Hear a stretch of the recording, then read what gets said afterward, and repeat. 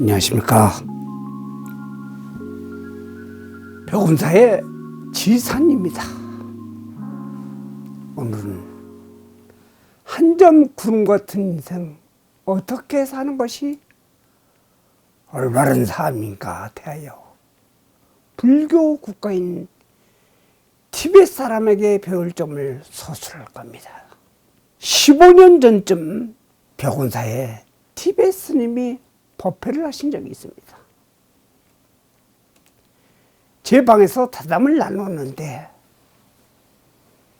티벳 사람들의 생활 방식을 들으며 우리 자신의 현실과 비교한다면 세상살이 별것이더냐 하고 느껴지는 것이 점점 깊어지는 이때에 꼭 마음에 간직할 이야기인 것 같습니다.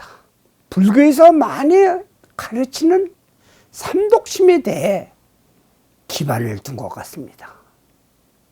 그 첫째가 탐욕입니다.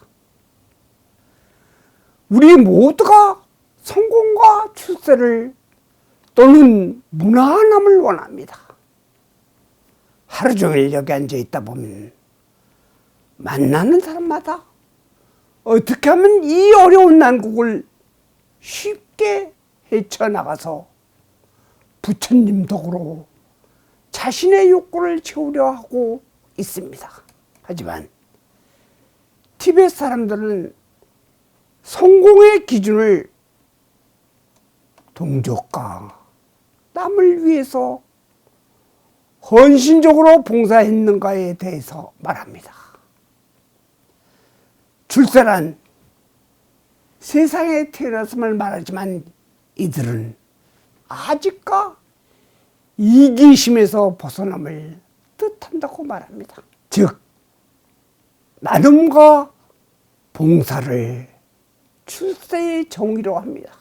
우리나라도 많이 하지만 특히 티벳 불교에서는 절을 많이 합니다. 보통 10,000배씩 하는데 절을 하는 분께 무엇을 위해 절을 하느냐고 물으면 우리나라에서는 하심과 번뇌를 내려놓기 참회, 소원 성취를 위함이라고 하지만 티벳에서는 다르다고 합니다.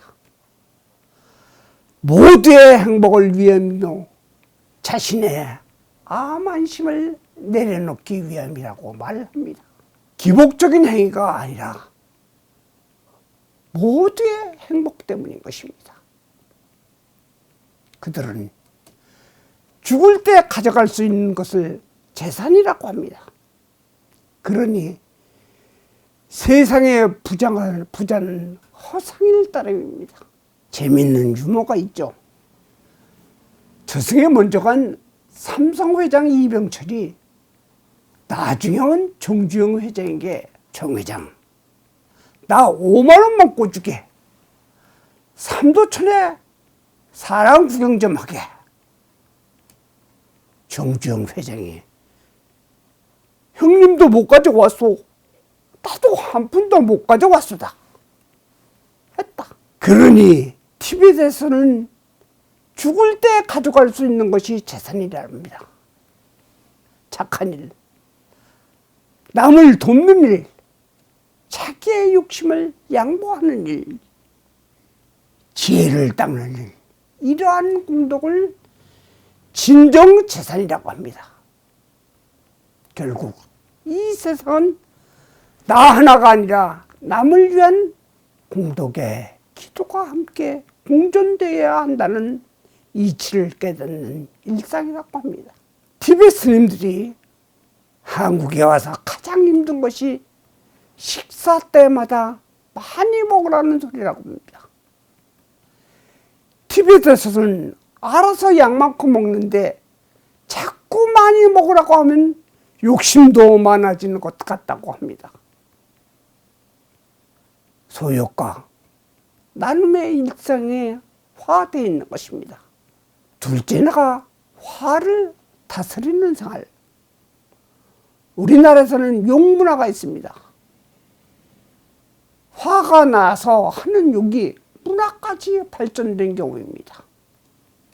한 유명 정치인이 욕을 하는 탤런트와 대화하는 장면까지 TV에 비추어지기까지 합니다.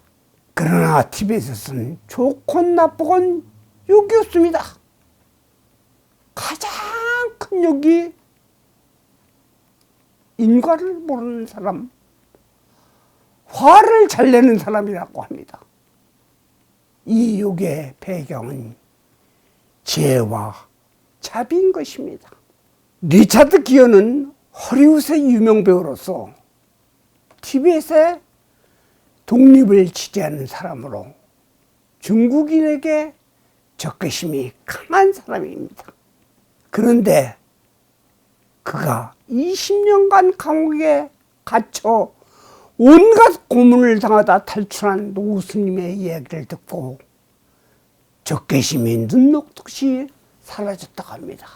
그 내용은 노스님이 말하기를 내 삶에서 가장 위험했던 순간이 중국인에게 잠깐 자비심을 잃었을 순간이었다고 합니다. 그러며 눈물을 보였다는 이야기였습니다. 그 스님은 오래 갇혀 고문을 당했는데도 자비심을 잃지 않았다는 것입니다. 나쁜 사람보다 더 나쁜 것은 나쁜 사람을 보고 화내는 사람, 부정한 사람보다 더 부정한 사람은 그를 용서하지 못하는 사람. 살면서 어려움이 있지만 자기 감정을 자제 못하는 것이 큰 고통 중에 하나입니다. 티베트 사람들은 화를 낼 때 계산을 잘 해라는 속담이 있다고 합니다. 물질적이 아니라 정신, 감정적인 면으로 이 화가 나에게 이득이 되는가에 대해 생각하라는 말입니다. 우리는 언젠가는 세상을 떠납니다. 죽음에 임박하여 자기 앞에 원수가 나타납니다. 그때 가장 큰 원수는 바로 자기 자신이라고 합니다. 자신이 만들어놓은 평생의 업보의 산물입니다. 불교에서는 무지가 죄의 산물이라고 하지만 특히 티베트에서는 가장 큰 죄가 사람을 실망시킨 죄라고 합니다. 우리는 화를 내지 말고 그들을 용서하고 기쁨과 희망을 심어준다면 그것이 가장 큰 복으로 죽을 때 갖고 갈 수 있는 큰 재산입니다. 셋째는 어리석지 않는 삶의 방식입니다. 요즘 한국 사람이 많이 쓰는 말이 문제라는 프로블럼 단어입니다. 이것도 저것도 문제라는 것입니다. 티베트 사람은 반대로 문제가 없다고 합니다. No problem. 말을 많이 합니다. 중국의 침략을 받고 재산을 빼앗고 가족이 세력되고 난민 생활을 하는데도 우울증이나 정신질환을 앓고 있는 사람이 거의 없다는 것입니다. 이번에 만난 스님들도 중국인들이 종교 탄압에 대해서 물으니 살인을 저지르는 군인들이 무슨 잘못이 있느냐? 명령대로 따랐을 뿐인데요. 오히려 그들이 받을 나쁜 거울을 약하게 덜어달라고 그들을 위해 기도하는 것이 우리의 본분이라고 합니다. 그들은 번뇌와 갈등이 생기면 스님을 찾아가서 고백하고 처방을 받아갖고 온다고 합니다. 우리는 교회나 절에 가서 돈을 바치고 문제를 낳고 사는데 티베트 사람은 문제를 바치고 기도를 받아온다고 합니다. 우리는 절이 되어야 합니다. 우리 백원사에는 마음이 편한 절이라고 캐치플레이도 있지만 사실 절 중에 가장 중요한 것은 친절입니다. 상대에게 친절한 마음을 갖고 있다면 꼭 절에 안 가도 바로 자신이 유명하고 마음이 편한 절이 되는 것입니다. 사는 게 편리한 것이 아닙니다. 이렇게 어리석지 않은 삶이 자신을 영원히 행복하게 만듭니다.